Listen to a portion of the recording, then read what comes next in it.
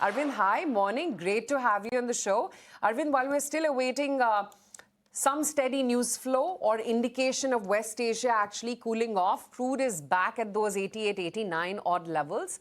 Do you think the markets will not choose to react to West Asia once again in the same fashion as they did perhaps in March? I think things are probably as tight as they were because the headline focus on crude is extremely misleading. If you look at diesel prices in the US, they're over $170 a barrel. The last time they were at these levels was in 2008 when oil got above 145. So diesel prices, gasoline prices are well north of $150, $160. Consumers don't buy crude. They buy gasoline or diesel. So I think the markets are, somewhat ignoring this, but I don't see any signs of any slowdown in the hot tensions between US and Iran. And so I would be very careful about assuming that it's time to declare victory on that front, because I do believe that, both sides are dug in. And crude could also move, but, watch the product side of gasoline and diesel. And I think, therefore, I am at least cautious that oil prices are, are upward biased, but more importantly, petroleum product prices are much upward biased. Arvind, I want to try and get you to elaborate on that. Where do you think we are where the petroleum reserves are concerned? Because that is the other big argument in the US, that the depletion in SPR is quite large and not something that a large segment of the US is comfortable with. Give us a sense, how long do we have? Because that's the one that's really protecting the downside, right? Or rather the upside in terms of price to crude.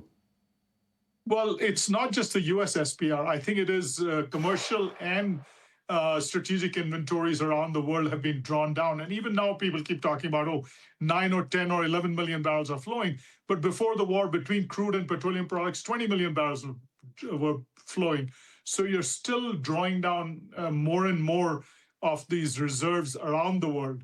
And, it's one of those, we don't know where the tipping point is. Where we step over the cliff, but I think the date gets closer and closer, and none of us know, but we're already seeing it because in refined products, there's a second problem. Ukraine has been attacking Russian refineries, so Russian exports of refined products have collapsed, and about half of Russian refining capacity is down right now.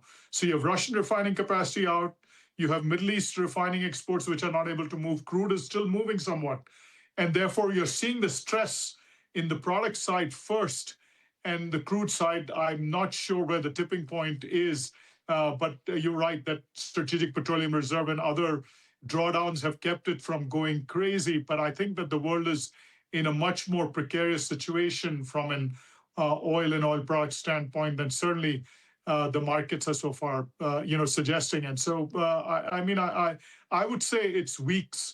It's certainly not months in terms of where the tipping point is. It could be 2 weeks, 3 weeks, but I think right now both sides are dug in, and who knows when things might blow up on the oil markets. Arvind, I also want to move attention to India, because you've said that global investors' pessimism on India and euphoria on AI both may be peaking out. Tell me, A, what's going to give in first? And are you really seeing those early signs of the FPI money flowing back into India? I think we saw a little bit of it in the last few weeks, but the reality is the most important thing for India is that India's earnings growth has started to reappear, right? This quarter was one of the best earnings quarter for Indian equities in several quarters, a few years actually. So it's encouraging to see that Indian corporates are starting to see growth momentum, and the auto sector has been doing well, but now a lot of other sectors are starting to show that.